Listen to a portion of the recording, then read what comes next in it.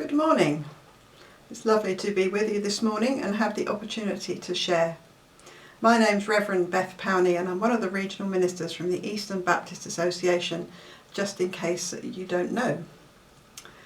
So this morning we've had two readings, one from Joshua chapter 3 and the other from Acts 10. I wonder, what have they got in common?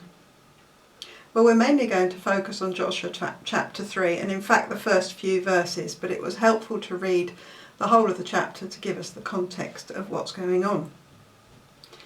Here we have Joshua and the Israelites entering the promised land, this land of milk and honey, the land that a generation ago they said was full of giants and they did not wish to enter. And so they've wandered round the wilderness and here they are at the Jordan in flood, wondering how they're going to cross into Canaan. Well, the ark is to go ahead of them, and this movement of the ark and the people requires very specific instructions and preparations. And you'll notice at the beginning of chapter 3 that these instructions are for the people in verses 5, how to approach the ark and sanctify themselves. The instructions are for the priests in verses 6 and 13, precisely what they should be doing. And of course the instructions are to Joshua, the designated leader to take them into the promised land. Here the ark represents God. And it's a sign to the Israelites that he is present. And the ark goes out ahead of them into the raging river. So they carry out the instructions and the preparations and they start to cross after the priests have led the way, putting their toe in the water as instructed, and they see the walls of the water part in front of them. That's the story. But we're going to focus right back at the beginning of that chapter, the first few verses in fact, probably mostly one small word. You see, if you go back to verse 1, you notice the use of the word, or the phrase in English, crossing over. And this phrase, or word rather, in Hebrew is havah. I'm not sure if I pronounced that right. I think it's about right. And this word has a depth of meaning that the phrase crossing over doesn't quite give us. You see, it means to pass over, or by, or go through, to emigrate, to leave one's territory. It defines the experience of not being able to go back to the familiar, not being able to go back to the familiar, nor being able to stay where we currently find ourselves. This is what Joshua says to the people. We are crossing over. And in verse 4 he says, "For you have not passed this way before." He knows, God knows, that he's taking them into unknown territory.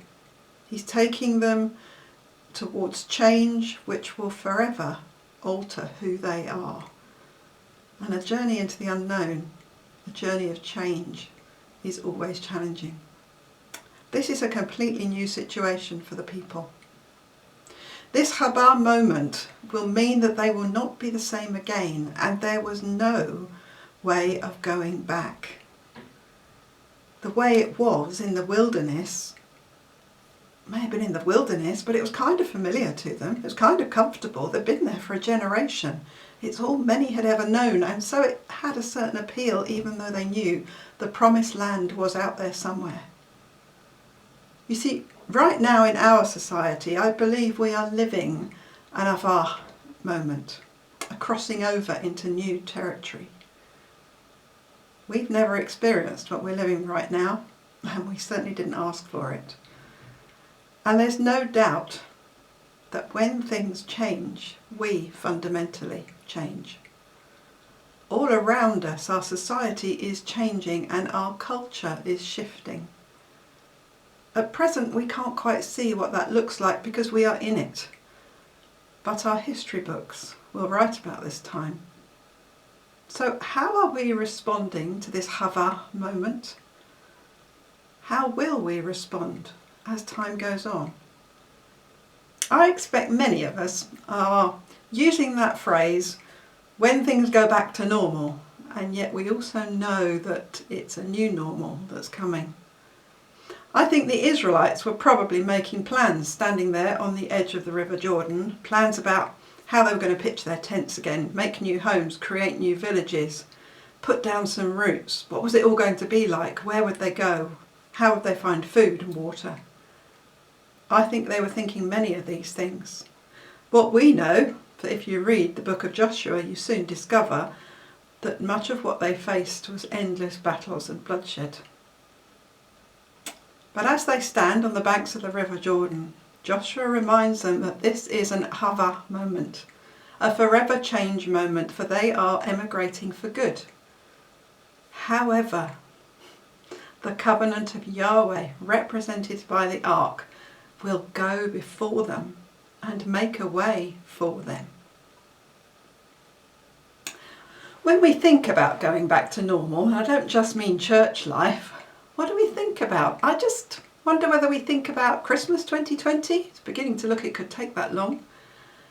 The ability to meet family, to hug friends, to share silly games and fun in person, to have large gatherings for our carol service. Oh, the nostalgia of the normal is very strong. However, I think we are at this Hava moment in time. We are in new and uncharted territory, and we didn't ask to be here, as I've said. Can we actually go back? Sometime last year, I went back to my old church to take a funeral, and a very elderly lady there said to me, "Beth, so when are you coming back?" She said it with a twinkle in her eye. She was missing me as her minister. My reply was, we can never go back to what was. So here we are in our unchosen, not looked for Hava moment. What will we do with it? How will we consider where God is actually leading us through this?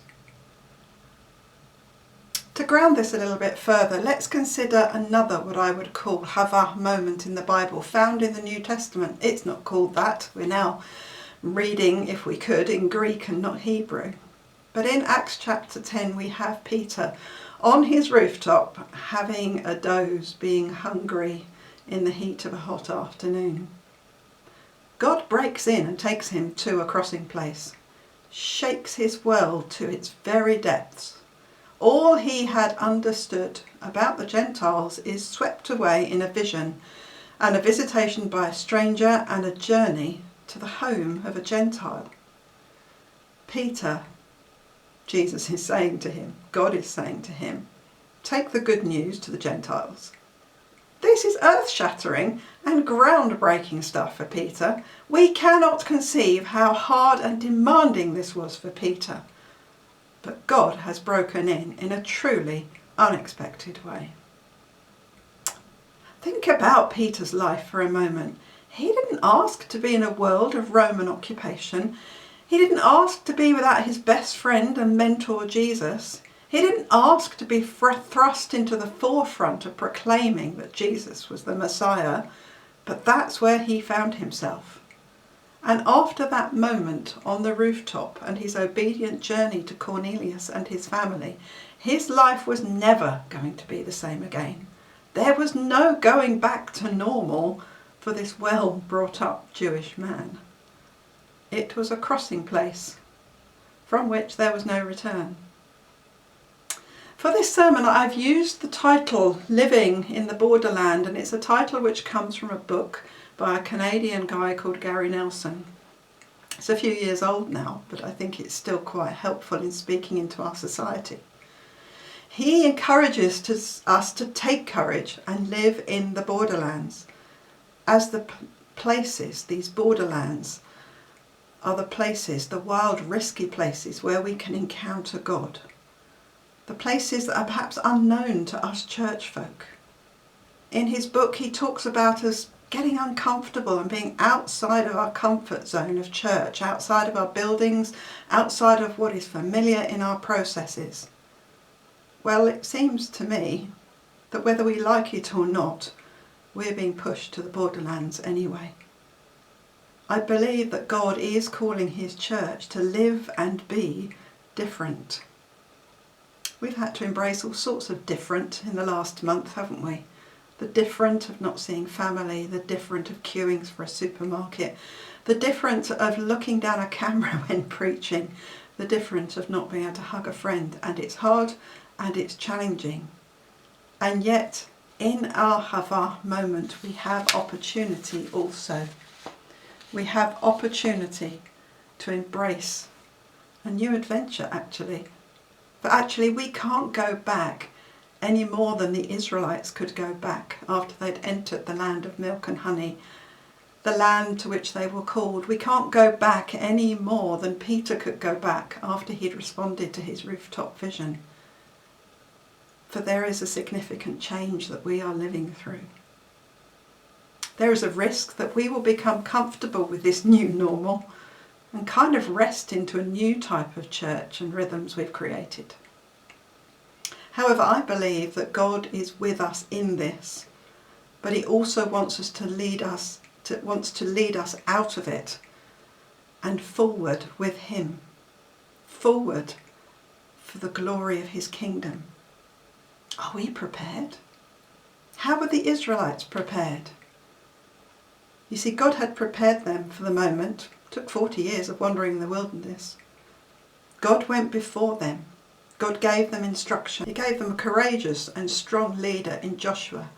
He performed the miracle of pushing the waters back, a reminder for them of their escape from Egypt and the crossing of the Red Sea. And he continued to be with them. How did he prepare Peter? Well, Jesus had journeyed with Peter for 3 years. Peter was called to be a fisher of men. Peter was called to leadership.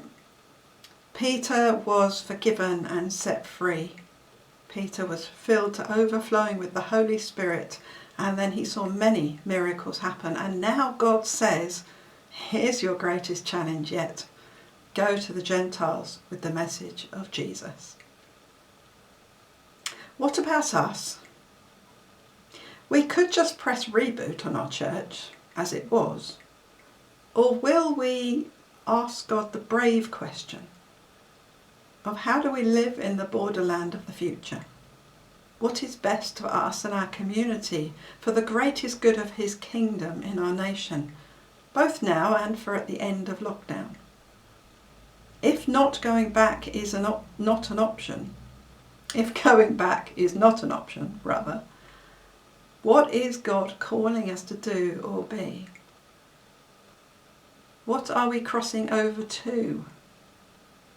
And actually, what have we been prepared for? And who will we be in these borderlands, both now and for the future? If we lean into God and this experience in the belief that he goes before us, then we don't need to resist this Ava moment or seek the comfort of what was normal. Just to finish with a little bit of a story. I once did a tandem parachute jump. To do that, you have a big man strapped on your back. You don't have a lot of choices really once you've got all dressed up and have the man strapped on your back. And as you sit on the edge of the plane, the guy says to you, just lean, and then you fall out of the plane. And you skydive.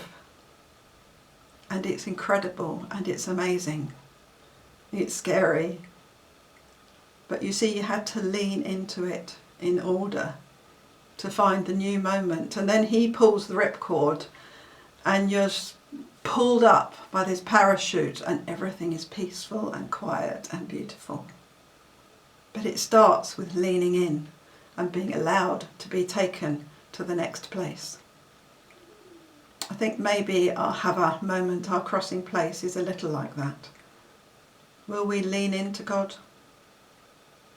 To close then with Joshua 1 and verse 9, when the Lord says to Joshua, be strong and courageous, do not be afraid, do not be discouraged, for the Lord your God will be with you wherever you go. So may we have the courage together to discern what God might be calling us to do as we live through these most amazing of times, strangest of times and scary times. But in the knowledge that the Lord goes before us, And this might just be a special crossing place for each one of us. Thank you.